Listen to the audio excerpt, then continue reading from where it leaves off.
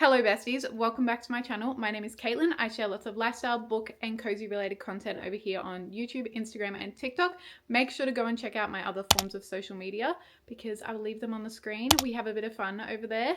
And let's get straight into today's video. We are going to be talking about all of the books that I read in July. Not one of my biggest reading months, but still a good reading month. So let's get straight into it and chat about the books. In terms of statistics for the month, I read a total of 7 books and they were from the genres of 4 romance, 1 fantasy, 1 young adult fantasy, and 1 sci-fi. I feel like the sci-fi kind of goes between lots of different genres, but I believe it is classed under sci-fi first. And then in terms of the monthly TBR, I was hoping to read 6 books in the month of July and I only ended up reading 2 out of those 6. I was away for a little bit of it and I was in a bit of a slump, but only 2 out of 6 this time. The first book that I read in the month of July was The Ministry of Time. This book took me a little bit to get into. I don't really read much sci-fi books and I know that this one is classed under that. It's also classed under, I think, fantasy and also romance because there is a romance subplot happening at the same time. But I did still enjoy it. It just took me a little bit to get into. But in this book, we follow Adelia, I believe is how you say her name. And she is a civil servant that goes to work for the Ministry of Time, which is a secret society. And she is classed with the role of Bridge. And it is essentially any of the people that they brought back in time. She is there to bridge the gap between when they've been brought from to now. And it's very interesting because the concept of it I found very fascinating. So they're essentially going back in time and getting historical figures right before they die. So they're still dying in history and it's not like impacting the timeline at all, but they're coming to like test them in the time that we are in now. And I thought that concept was really, really fascinating. And her assignment is Commander Graham Gore, and he was a part of an expedition, but he was labeled as like missing in action, like they couldn't find him, but he is presumed dead in this like little expedition that he was a part of. And she is helping him adapt to his new life in London. And it was really fascinating because we're kind of like jumping through what is happening with him in the past. It's almost like he's remembering it, I feel, but it's really fascinating. I did enjoy it. It took me a little bit to get into. It is kind of like a mixture of a thriller. Oh, thriller is the one because there's a little bit of a mystery like thriller going on in the background. So we have romance, sci-fi, and spy thriller. Big mixture of things. I still enjoyed it, like I said, but I think my issue was I had stepped back while I was reading it to finish a few of the other books that I was currently reading because I was like, I need to not have so many books on the go.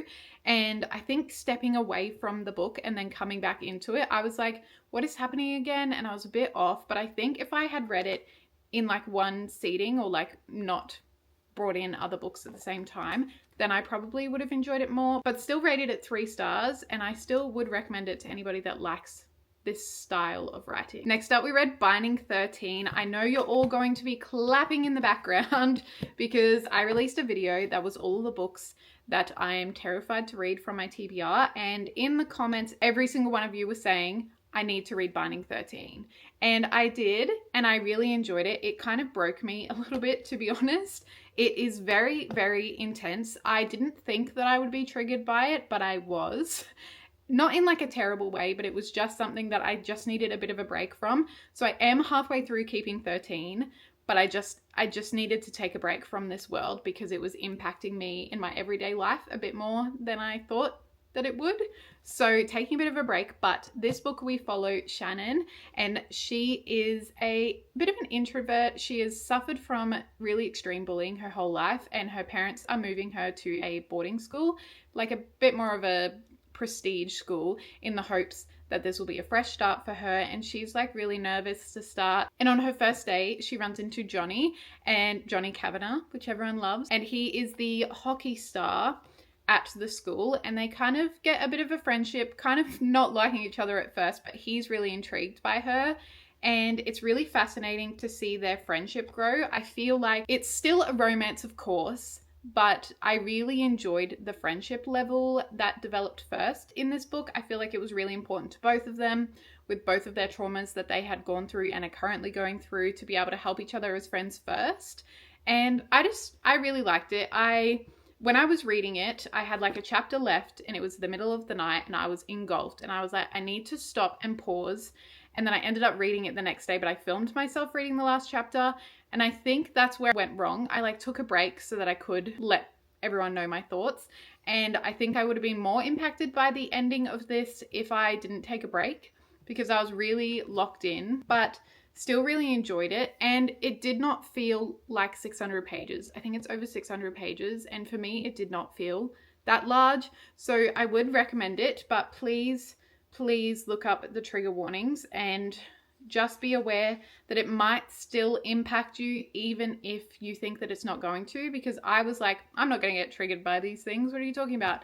And I was. So just take that in mind. Take a bit of a break if you need it, but I would still recommend it because it was very heartfelt. And I do want to continue the rest of the series just when my brain is doing a little bit better and I'm not going to be totally swarmed by these books, but still would recommend it.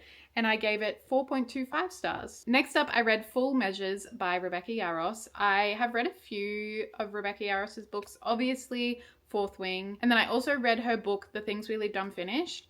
And I was broken by that book. And I don't know why I read this one following Binding 13, because this one is also really heartbreaking. And I don't know why I went from like one heartbreaking book to another, but I did. So in this book, we follow Amber, and she has just discovered that her father has been killed in action when he's serving in Afghanistan. And she's kind of forced to become the anchor for her family because her mum is heartbroken. Her siblings are younger than her. She's like the oldest. So she kind of takes on that like motherly figure for her siblings.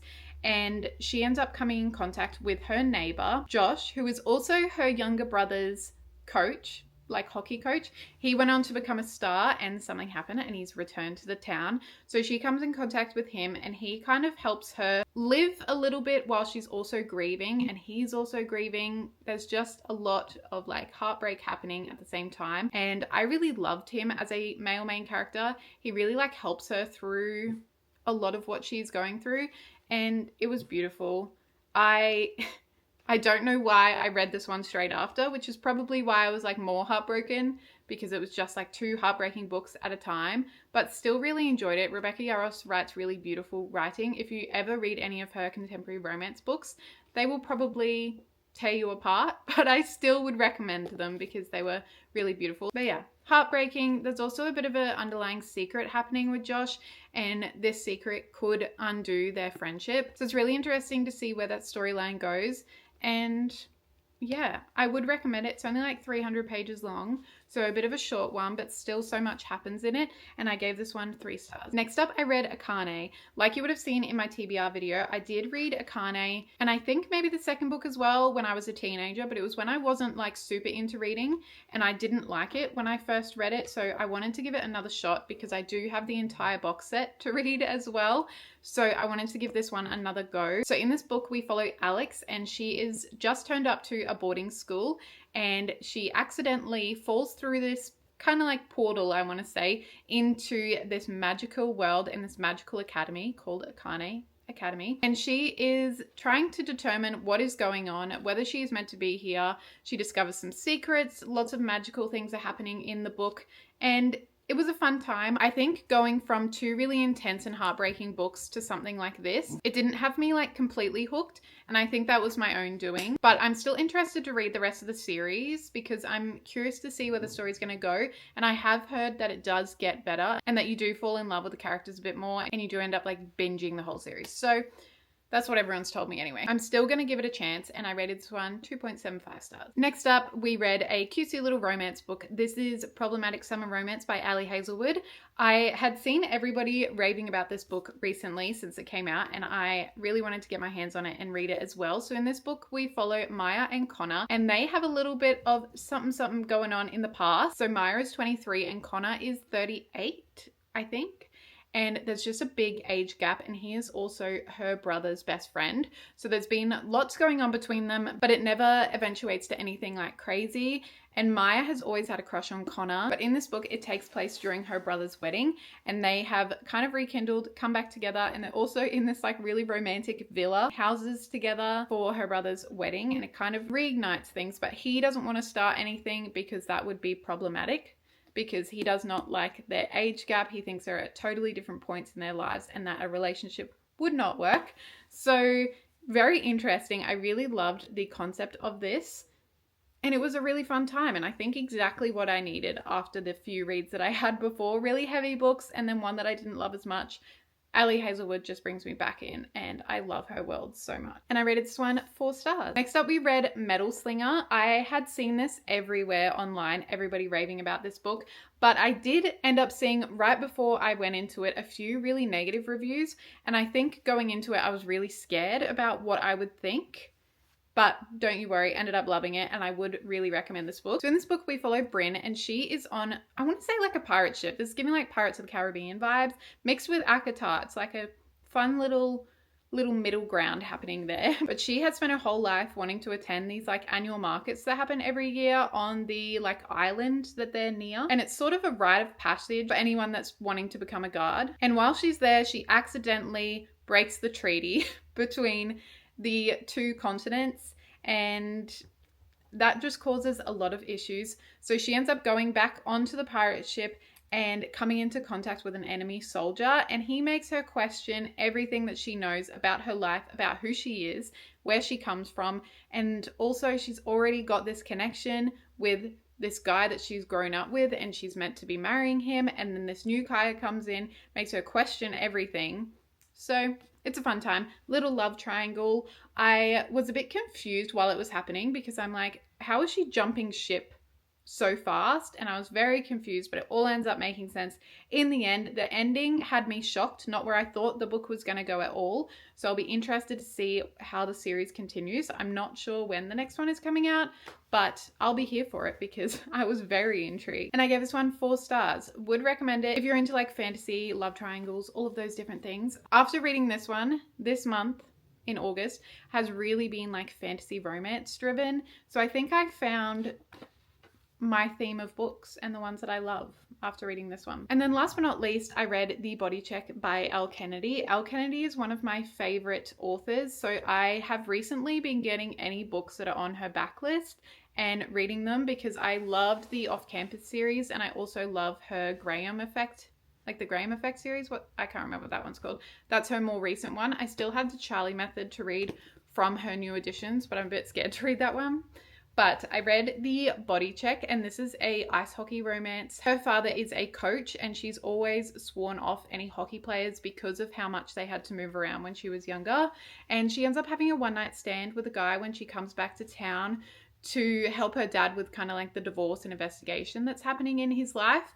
And she ends up having a one-night stand with the captain of the ice hockey team that her dad coaches for. So lots happening. She does not want anything to do with it. She doesn't want the relationship to develop. She just was looking for a one-night stand. But Brody is really invested in her. She's really caught his eye, and he just wants the relationship to continue. So this story is very much about her understanding herself, understanding her dad, and Brody just being like, I'll be here when you're ready for me. I will help you no matter what. And it was fun. I wouldn't say it is my favorite Elle Kennedy book. This is probably the lowest rating I've ever given an Elle Kennedy, especially because she's one of my favorite authors. But I think it was just too spicy for me and just not realistic, I want to say. I don't know. I'm not sure what it is exactly, but anytime the spicy scenes, I was just like, can this be over with? It just didn't feel like her writing. I know this one is one that she wrote with a romance publisher, not who she like normally publishes through, so that could be why. Not really sure, but this wasn't my favorite. I probably wouldn't recommend this one out of her backlist, but I gave this one 2 stars. So those are all the books that I read in July. As I said, not a huge reading month for me because I was in a little bit of a slumpy slump after my heartbreaking books. But let me know if you've read any of these and what your thoughts were. I'd be interested to see if they differ from what I've said or if they're kind of similar, especially like with Akane. Should I continue the series? Should I not? Please let me know because I'm not entirely sure. But thank you so much for watching. Make sure to like and subscribe because it really supports my channel, and welcome to my little cozy hobby loving book besties community. But I'll see you next time for another video. Bye besties!